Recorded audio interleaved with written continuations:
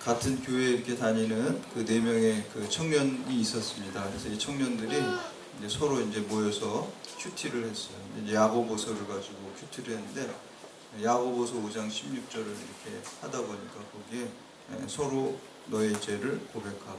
그런 이제 말씀이 나왔어요. 그래서 이제 그 4명이서 우리 돌아가면서 각자 죄를 고백하자. 우리 오늘 말씀대로 실천하자. 이렇게 이제 해서 이제 한 명씩 얘기를 하기 시작했어요. 근데 한 명이 이제 첫 번째 친구가 나는 교회 다니지만 술도 많이 마시고 담배도 많이 핀다.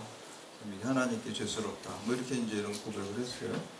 그 다음에 이제 두 번째 친구가 나는 교회 다니는데 좀 여자 관계, 이성 관계가 좀 복잡해. 그래서 이제 그런 죄를 고백을 했어요. 그러다 보니까 이제 세 번째 친구가 이제 차례가 돼서 고백을 했어요. 세 번째 친구는 사실 나는 도벽이 있어서 자꾸 그냥 남의 걸 훔치게 돼. 심지어는 나는 교회 물건도 훔쳐갔어. 뭐 이렇게 이제 고백을, 죄를 서로 이제 회개하는 의미로 이렇게 고백을 했어요. 근데 이제 네 번째 친구가 말할 차례가 됐는데 자기는 말하지 않겠다는 거예요. 그래서 이제 야, 그런 게 어딨냐. 우리 3명 다 이렇게 지금 죄를 고백하는데 너만 안 하면 그게 말이 되냐. 그러니까 이건 내가 진짜 하기가 너무 뭐해서 할 수가 없다고 하니까 3명의 친구들이 막 화를 냈어. 화가 난 거예요. 다 자기네들은 자기 허물과 죄를 다 지금 하나님 말씀대로 다 고백을 했는데 본인 혼자만 안 하고 있으면 안 되잖아요. 그래서 이제 막 3명이 안 좋은 소리를 하면서 너도 하라고. 그래서 이제 어쩔 수 없이 그럼 내가 어쩔 수 없이 할게. 그러면서 했는데 사실 나는 남의 약점과 안 좋은 걸 들으면 참지 못하고 다 여기저기 떠드는 버릇이 있어.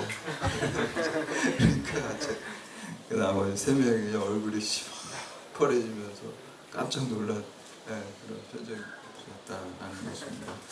우리가 이제 인간이 원죄적 본성이 있어서 남을 이렇게 험담하고 또 안 좋은 얘기를 많이 하게 되죠. 그러면 안 되는데 그렇게 하지 말아야지 이렇게 하면서도 또 자꾸 하게 돼요. 근데 우리가 그 부분에 있어서 말을 진짜 조심하고 우리 시편에도 보면 우리 입에 파수꾼을 세워달라 그 기도가 있잖아요. 그 기도를 하시기를 바랍니다. 우리 힘으로는 참 안 됩니다. 그래서 우리가 늘 말을 조심하고 우리 입술에 파수꾼을 세워달라고 이렇게 기도해야 될 줄로 믿습니다. 말에서 어려움이 우리가 참 많이 나옵니다. 이 말만 조심해도 우리 인생에 뭐 진짜 60-70%의 어려움들은 없어진다고 생각을 합니다. 저도 지난주에 오랜만에 우리 초등학교 때 친하게 지내던 몇 명 많지 않은 그 친구들인데 너무 많이 모이는 모임들 가면은 별로 안 좋더라고요. 근데 아주 가까운 몇 명 친구들 모였는데 또 거기도 가면 이렇게 뭐 자랑을 많이 하더라고. 보면 진짜 돈 많이 벌고 잘된 친구도 있고 뭐 아들이 뭐 의대 가고 뭐 근데 그런 얘기만 계속 하더라고요. 그래서 이제 그런 얘기 이렇게 앉아서 듣고 있다가 이제 뭐 그냥 잘됐다 이렇게 이제 얘기는 하지만 그게 별로 이제 다른 친구들도 뭐 그런 얘기 이렇게 많이 좋아하지 않을 것 같아요. 그래서 저는 문득 그 생각이 났어요. 이렇게 하면서 파스칼이라는 철학자가 자기 입으로 자기 자랑만 하지 않으면 남들이 다 칭찬한다.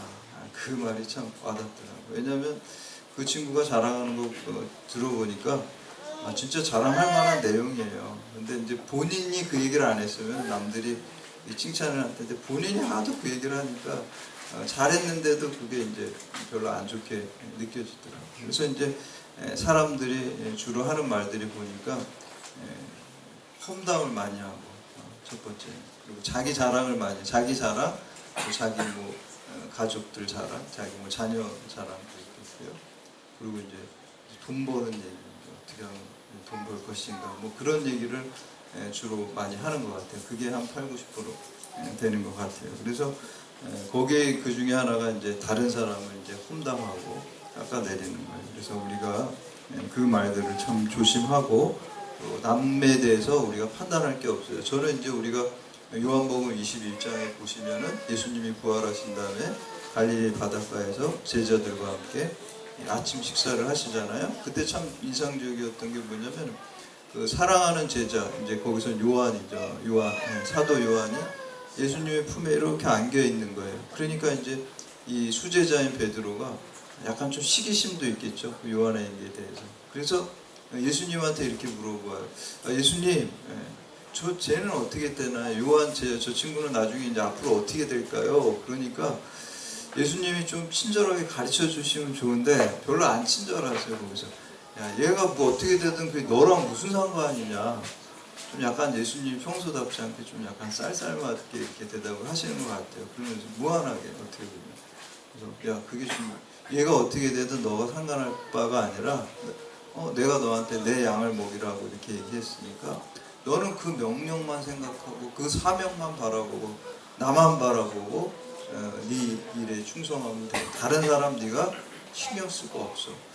저는 이게 맞는 것 같아요. 우리 다른 사람을 우리가 판단하고 정죄하는 거는 우리가 하는 게 아니에요. 하나님이 하시는 거예요. 그냥 내 일만 잘하면 돼요. 하나님이 나에게 오늘 맡기신 그 일 있죠?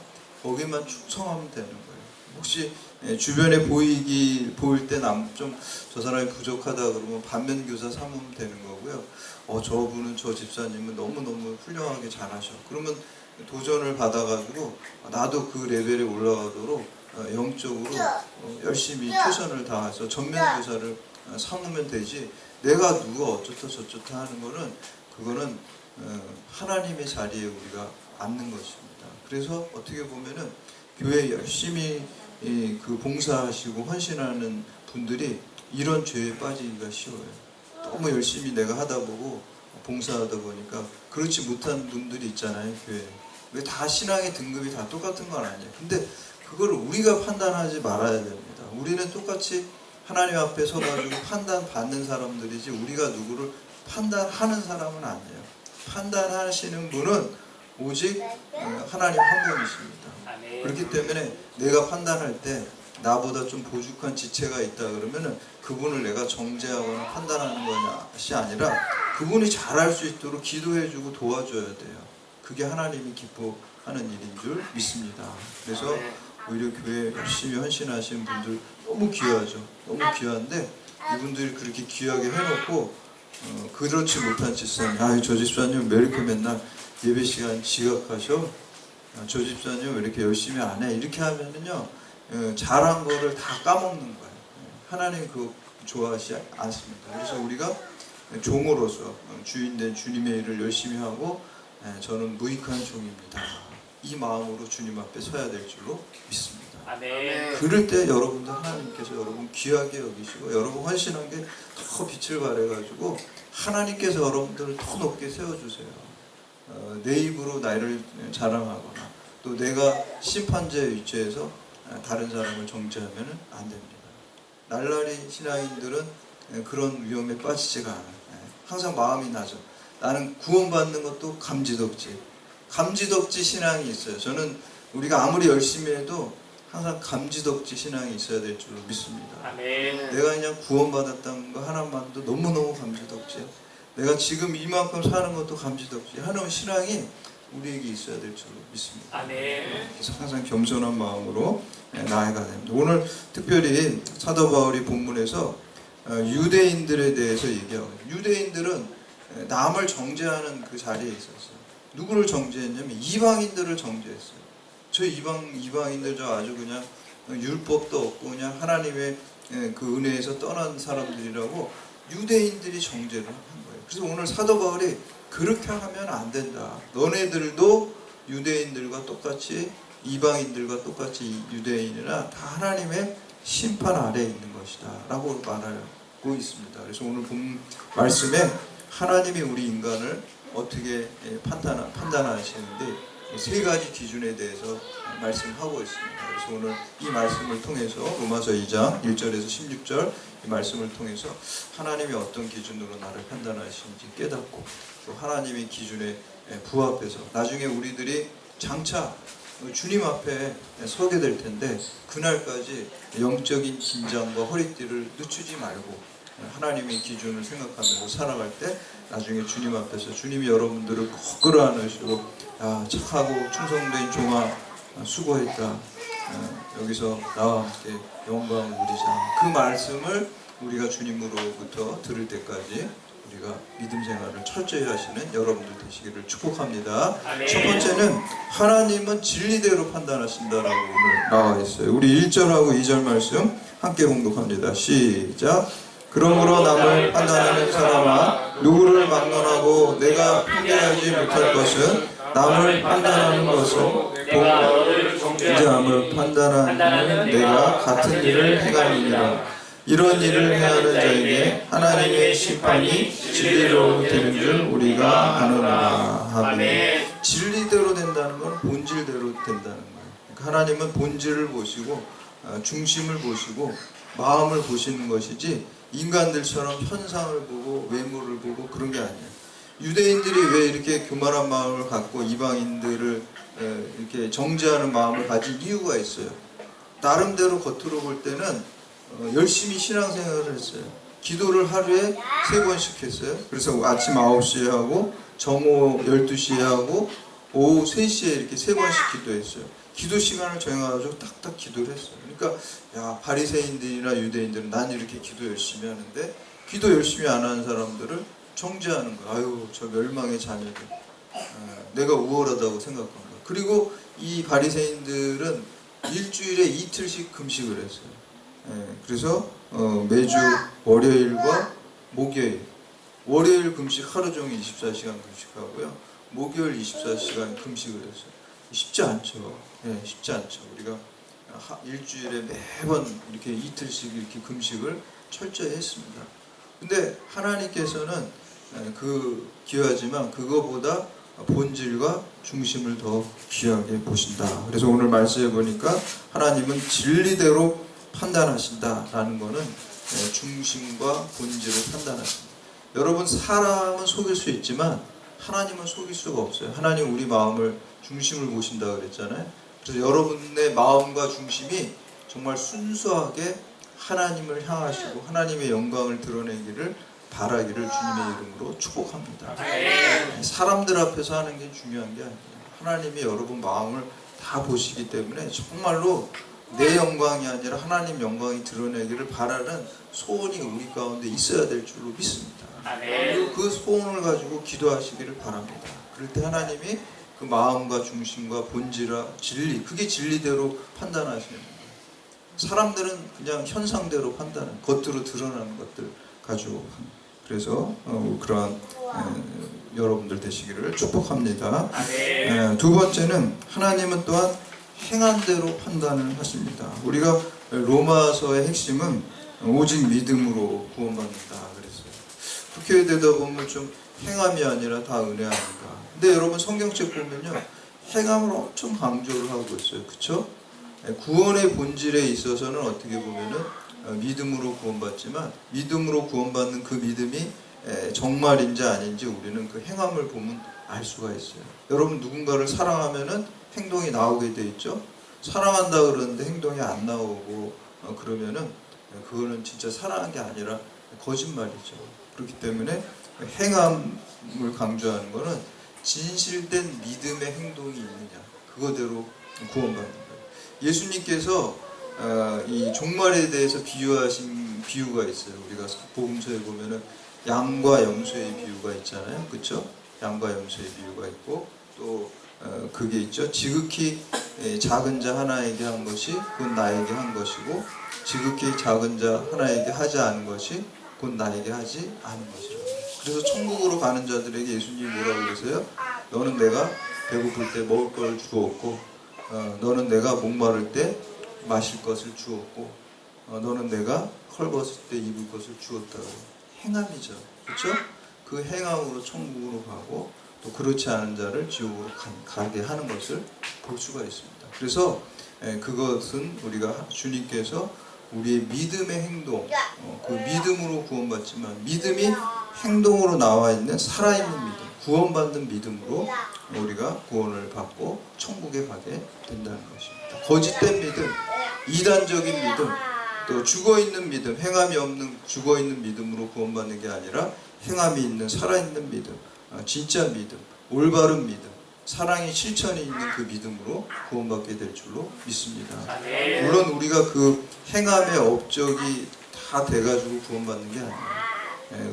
믿음으로 구원받는 거예요. 근데 그 믿음이 진짜 믿음은 그렇게 행함이 나온다는 거예요. 그래서 그 행함으로 그 믿음을 예수님께서 하나님께서 판단하신다라는 것입니다. 우리 6절에서 10절까지 말씀 함께 공독합니다. 6절에서 10절 시작. 하나님께서 각 사람에게 그 행함대로 보응하시되 참고 선을 행하여 영광과 존귀와 썩지 아니함을 구하는 자에게 영생으로 하시고 오직 당을 지어 진리를 따르지 아니하고 불의를 따르는 자에게는 진노와 분노로 하시리라.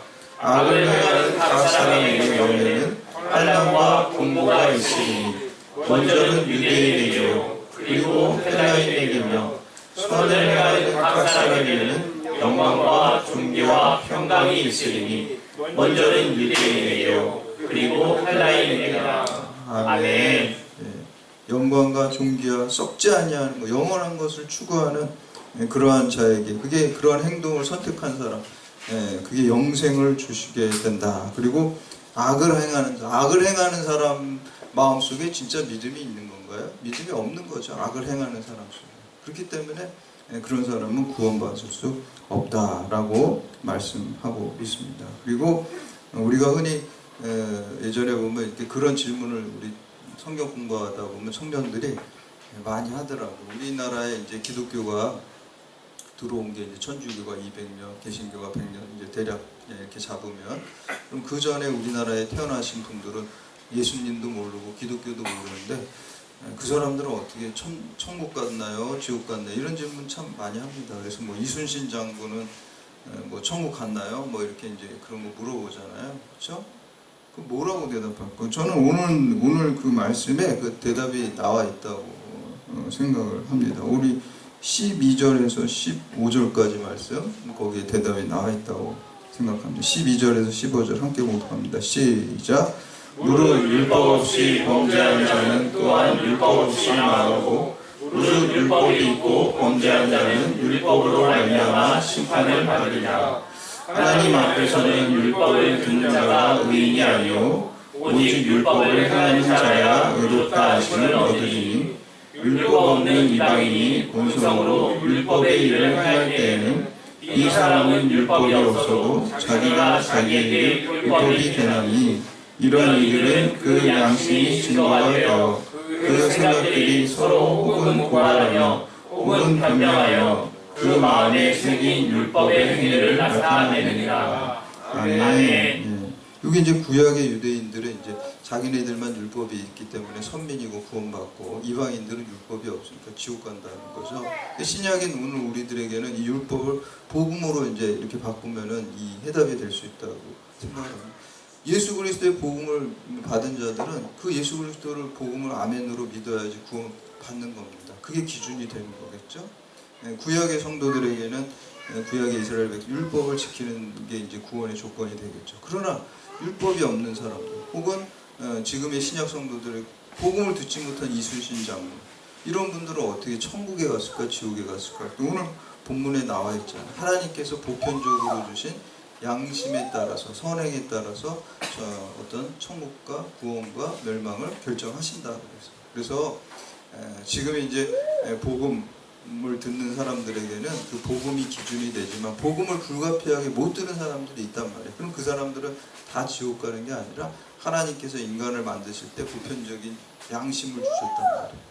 양심대로 잘 행동하는 그 기준을 가지고 어쩔 수 없이 그 기준을 적용할 수밖에 없다는 거예요. 그래서 그 기준으로 심판받는다라고 말씀하고 있습니다. 그래서 하나님은 이러한 기준을 가지고 우리를 심판하신다라는 것을 알 수가 있습니다. 마지막으로 세 번째, 하나님은 은밀한 것까지 우리를 판단하신다라는 것입니다. 예전에 제가 어떤 그 인터뷰를 TV에서 본 적이 있어요. 근데 이분은 그 굉장히 존경받는 종교 지도자였어요. 기독교에.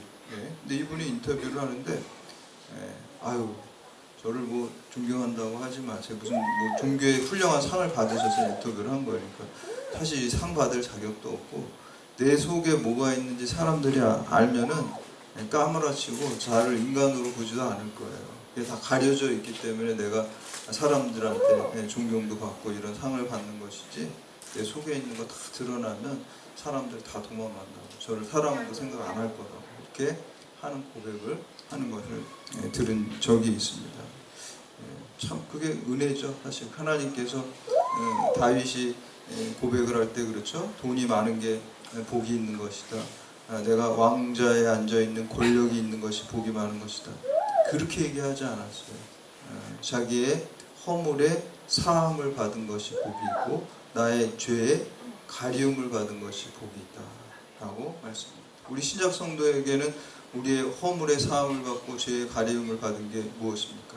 십자가 보혈의 능력인 줄 믿습니다. 아멘. 예수님의 십자가 보혈로 우리의 죄와 허물을 가리워 주셨기 때문에, 용서해 주셨기 때문에 우리가 영원한 축복을 얻고 하나님의 자녀가 된 줄로 믿습니다. 아멘. 그래서 우리가 이 사실 하나만으로 이 세상 살아가면서 어떤 힘든 일이 있고 고난이 있을지라도 우리 하나님 믿고 천국의 영생을 믿는 우리들은 범사에 감사해야 될 줄로 믿습니다. 아멘. 항상 기뻐해야 될 줄로 믿습니다. 아멘. 그리고 우리가 하나님의 뜻을 잘 이룰 수 있게 해달라고 쉬지 말고 기도하시는 여러분들 되시기를 주님의 이름으로 축복합니다. 아멘. 그래서 우리가 항상 하나님께서는 우리의 중심을 보시고 아까 본질대로 보신다는 말과 비슷한데 은밀한 곳까지도 우리를 다 보고 있습니다. 그래서 그 빌 하이벨스 목사님 그 책에 보면은 아무도 보는 사람이 없을 때 당신은 누구십니까?